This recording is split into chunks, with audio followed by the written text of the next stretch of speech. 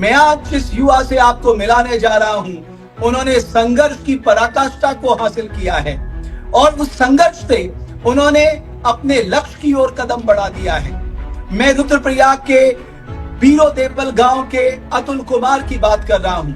आप सोचिए, केदारनाथ यात्रा के दौरान खच्चर चलाकर हमारे कई उत्तराखंडी भाई अपना भरण पोषण करते हैं। अतुल भी यही करता था, लेकिन अतुल ने अपनी पढ़ाई नहीं छोड़ी। आज अतुल ने जो हासिल किया है, उससे पूरा उत्तराखंड गौरवान्वित महसूस कर रहा है। अतुल की ये उपलब्धि हर उत्तराखंडी की उपलब्धि है। अतुल देवभूमि डायलॉग के मंच पे मौजूद हैं और अतुल, बहुत शुभकामनाएं। आपको मैं बता नहीं सकता, एक उत्तराखंडी होने के नाते मुझे कितनी खुशी हो रही है, कितनी गर्व की अनुभूति हो रही है कि आपने इतने संघर्षों से तय कर अपना रास्ता आखिरकार तय ही कर लिया। बहुत आभार, बहुत धन्यवाद। मैं चाहता हूं उत्तराखंड के जनमानस को आप जरा अपनी स्टोरी बताइए, अपने संघर्ष की गाथा सुनाइए। बहुत बहुत धन्यवाद सर। और देवभूमि डायलॉग प्लेटफॉर्म का भी बहुत बहुत धन्यवाद। मेरा नाम अतुल कुमार है। मैं रुद्रप्रयाग के एक छोटे से गांव बीरो देवल का निवासी हूं। और मेरा इस वर्ष जैम आईआईटी जैम 2025 में मैथमेटिक्स सब्जेक्ट से मैंने एग्ज़ाम दिया था, जिसमें मेरी ऑल इंडिया रैंक 649 रही है। और उसके अंतर्गत मुझे आईआईटी मद्रास की एमएससी मैथमेटिक्स अलॉट हुई है, जिसकी ज्वाइनिंग मेरी मतलब 22 जुलाई से मैं आईआईटी मद्रास स्टूडेंट बन जाऊंगा। Please। थोड़ा सा बताइए ना, संघर्ष कैसा रहा। मैं जानता हूं कि आर्थिक परिस्थितियां बड़ी चुनौती भरी थी, बावजूद इसके एक तरफ केदारनाथ के उतने हाई ज्योग्राफिकल एरिया में खच्चर चलाना, दूसरी तरफ अपनी पढ़ाई को कंटिन्यू रखना, ये कितना मुश्किल था अतुल। सर मुश्किल तो काफ़ी था, क्योंकि केदारनाथ में पढ़ाई तो होती नहीं है। तो वो जो टाइम पीरियड रहता है वो एकदम पढ़ाई से अलग ही रहता है। उस टाइम पे कोई पढ़ाई नहीं हो पाती है। वो जो 1 डेढ़ महीने का टाइम पीरियड रहता है। और मेरी जो प्रिपरेशन थी वो मेरी जुलाई से स्टार्ट थी। जुलाई से मतलब स्टार्ट हुई थी, क्योंकि मई और जून में मैं केदारनाथ में था। और जुलाई में यहाँ आके मैंने प्रिपरेशन स्टार्ट करी थी। मेरे साथियों ने काफ़ी मदद करी, मेरे टीचर्स ने काफ़ी मदद करी। जी सर। तो आप हेमवंती नंदन बहुगुणा केंद्रीय विश्वविद्यालय के बिटला कैंपस में पढ़ाई करते हैं ना। बीएससी थर्ड ईयर है इस समय आपका, आपने एग्जाम दे दिया जी शायद। जी सर। थोड़ा जी बताइए सर। ना, जब आपने परिवार को ये बताया, परिवार को ये मालूम है कि आईआईटी में सिलेक्शन का मतलब क्या होता है। बिल्कुल सर। एक्चुअली ग्रामीण परिवेश से जिस परिवेश से मैं आया हूँ, वहाँ ऐसा होता है कि आईआईटी और आईटीआई में लोग ज़्यादा डिफरेंस नहीं कर पाते हैं। लोगों को पता नहीं रहता ये क्या चीज़ है।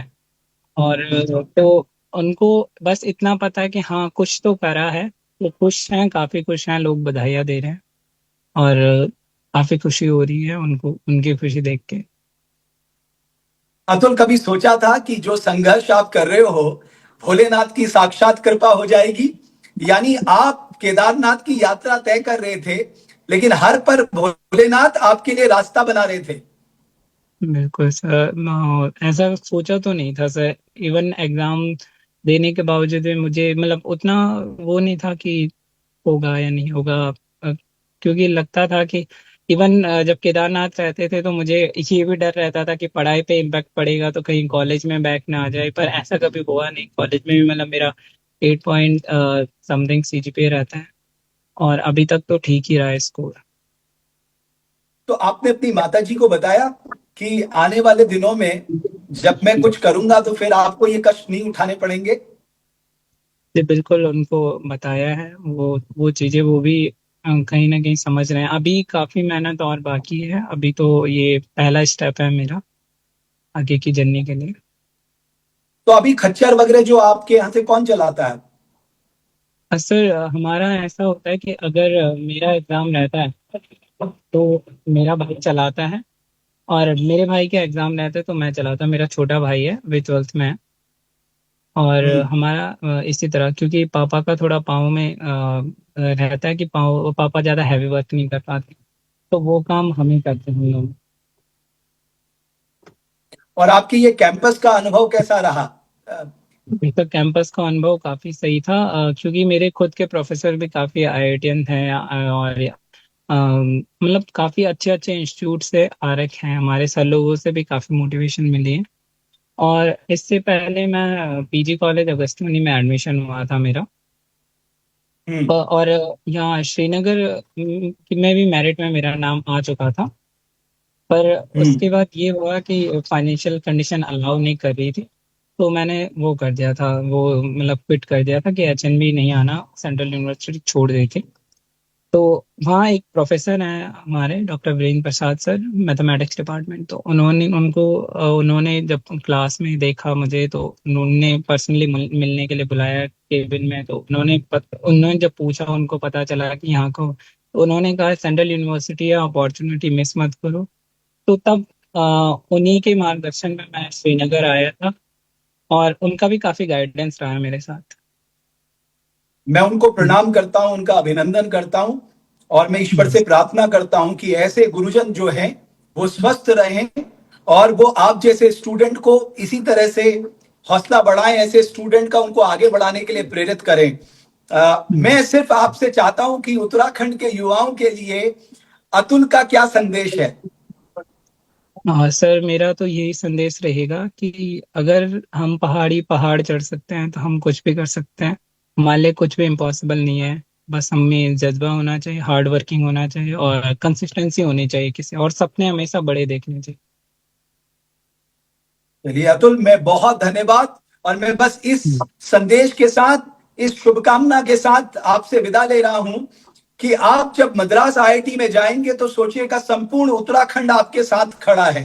हर एक उत्तराखंडी का आशीर्वाद, उसकी शुभकामनाएं, उसका प्रेम प्यार स्नेह सब कुछ आपके साथ है। आप कुछ बन के आइए, देवभूमि उत्तराखंड में लौटिए, हम सब आपका इंतजार करेंगे, और बहुत शुभकामनाएं। धन्यवाद। तो अतुल कुमार, मैं अतुल के लिए सिर्फ इतना कहना चाहूंगा, सूरज जैसा बनना है तो सूरज जितना जलना होगा। नदियों का आदर पाना है तो पर्वत छोड़ निकलना होगा। अरे हम उत्तराखंडी हैं, क्यों सोचे राह सरल होगा।